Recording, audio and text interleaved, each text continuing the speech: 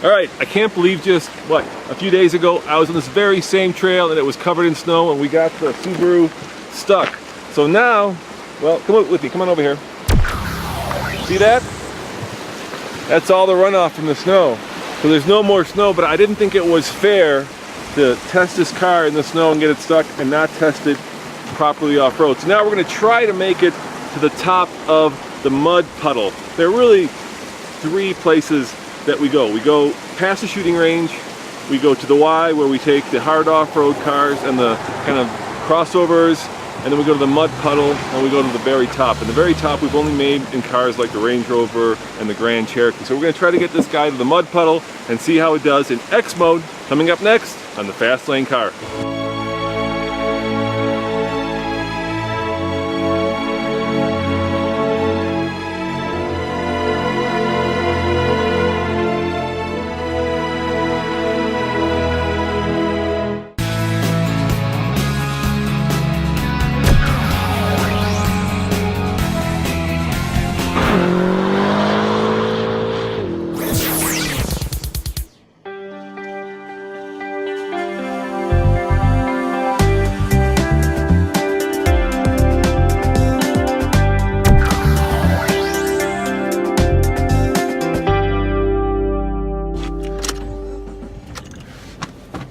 Alright guys, when I got this thing stuck, I wasn't in X mode, which is Subaru's super duper four-wheel drive mode that actually gives you more traction. And you know what? You're right, I should have been in X mode. Maybe I wouldn't have gotten stuck. So now I'm going to put it in X mode, which is very simple. You press this button up there, you get X mode, and you're probably curious as to what X mode does. Well, that little green icon, that means you're in hill descent control. So when you go down a hill, it does the braking for you, and perhaps more importantly, it also appropriates power, not just from the front and back, but also left and right, giving you better traction when you need it. My experience has always been that the manual methods, locking differentials, are better, but I'm going to put my faith once again in the Subaru and see if we can make it to the mud puddle. Here we go.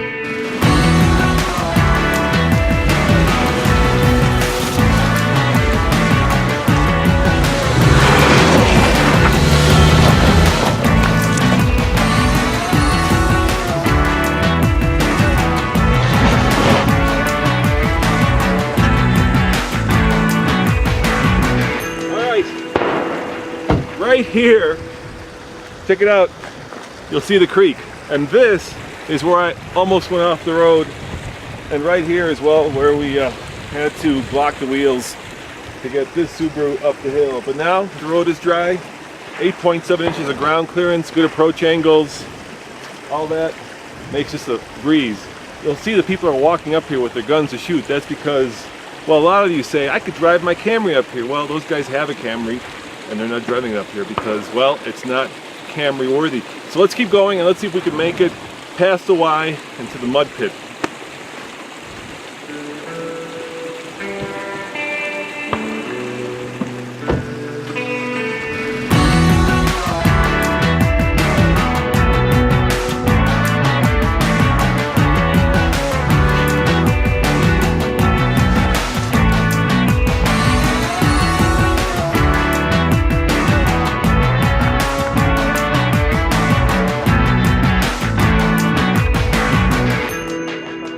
Oh, yeah, we're gonna go up just to the mud puddle. Why? Oh, well, you're gonna bottom out because it's really muddy. You can keep digging through. Yeah, you know, this thing has tires on it that are good for all season, but they're not good for mud and snow, so we're aware of them. But thanks. How did you do? I did awesome. Yeah, did you make it all the way to the top? Yeah. Congratulations. Close, so. That looks badass. You look like you made it. Yeah, it's my mom, so. Hey, all right, it's a I'm team. just riding through. Take care. Thanks. Right, Thanks for the warning. Appreciate it.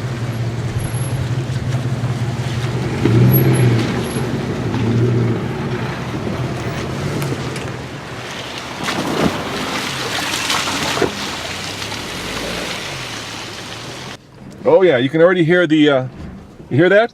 That's the hill descent control, braking the wheels to make sure that I'm not going too fast and I'm getting as much traction as possible.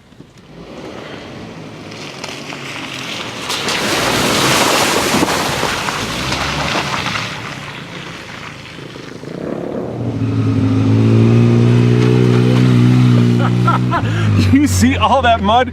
Look at this car. There's just a little bit on this side, but I promise you, in the next 5 minutes, this car is gonna be good and properly muddy because it is a Subaru. It does have 8.7 inches of ground clearance. It does have symmetric all-wheel drive, good approach angles, good departure angles. Of course, these tires, well, they're good for the road. This is the turbocharged model, which means it's fast. It's got 18-inch all seasons, great on the highway, not so good here in the mud, but we're gonna see how far we can take it.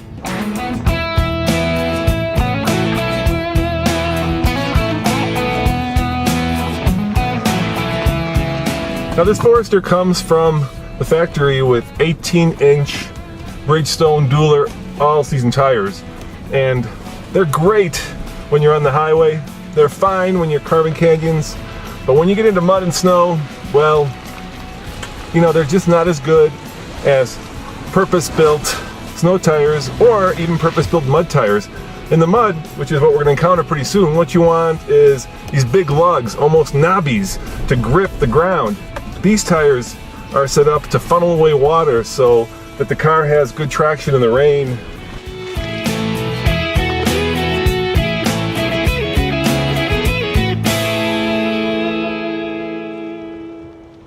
And maybe do some light off-road work. But as you can tell, this is not light off-road work. This is, you know, a hardcore Colorado trail with Jeeps and ATVs and motorcycles.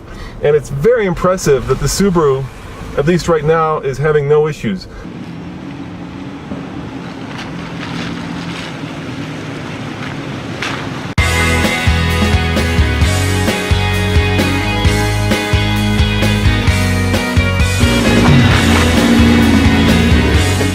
It's like the 15th Jeep, and that's where we're going.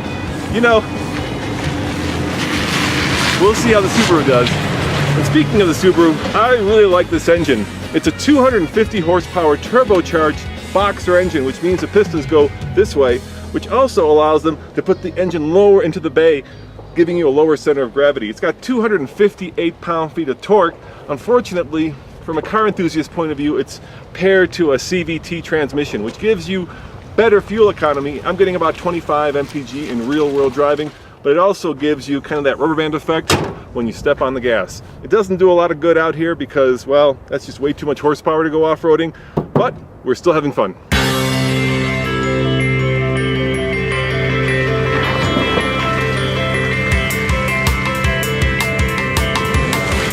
I've gone up this trail in a lot of different vehicles, and that includes, you know, like the Evoque. There is no substitute for having great tires, a lot of ground clearance, and manually locking differentials.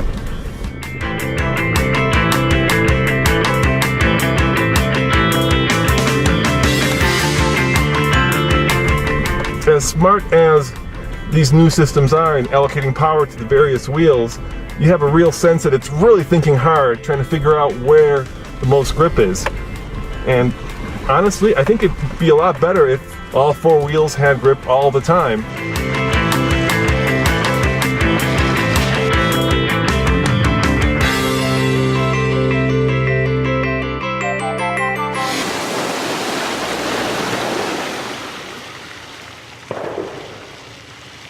We've already reviewed this car, so if you want to check that review out, go to tflcar.com.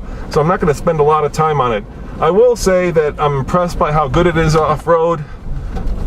I'm impressed by how much stuff you get. The interior, well, it's a mishmash of cheap plastic and softer materials.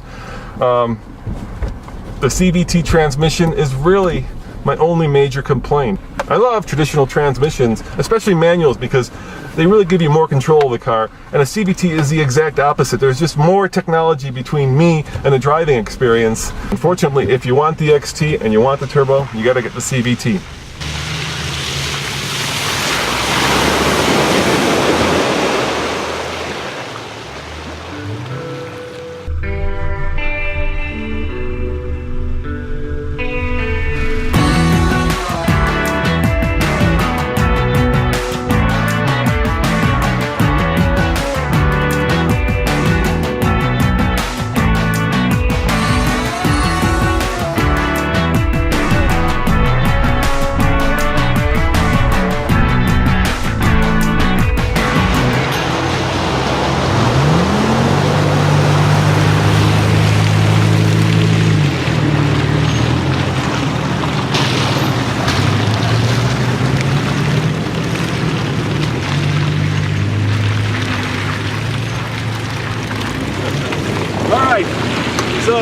Could I go higher up that hill where it gets really steep and muddy? Yeah, I could. Would I get stuck?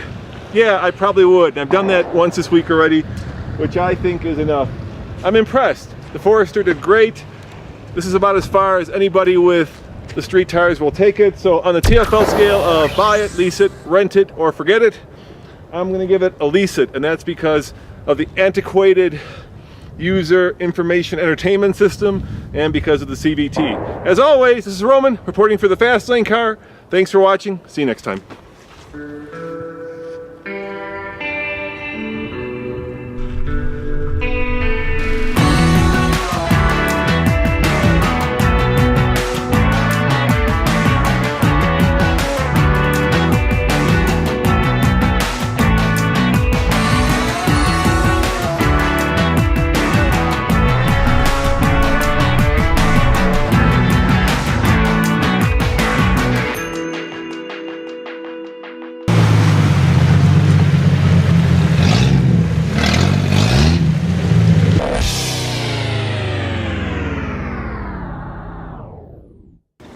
All right, I do have to mention something about this infotainment system because as good as the Subaru is off-road, that is as bad as this is.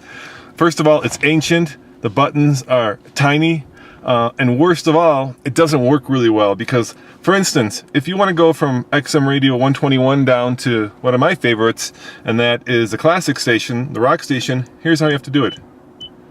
Look. That's 114. I'm trying to get down to 7. I hold it down, nothing happens. Look, I can't get down there. Look how long it's going to take me to get down to classic rock. Subaru has got to improve their technology because this feels like, well, something out of the 1980s. And worst of all, I usually don't mention technology because I leave that to our technology editor, but this radio sounds muffled. It sounds like somebody's taken a pillow and stuck it on every single speaker. It needs improvement, seriously.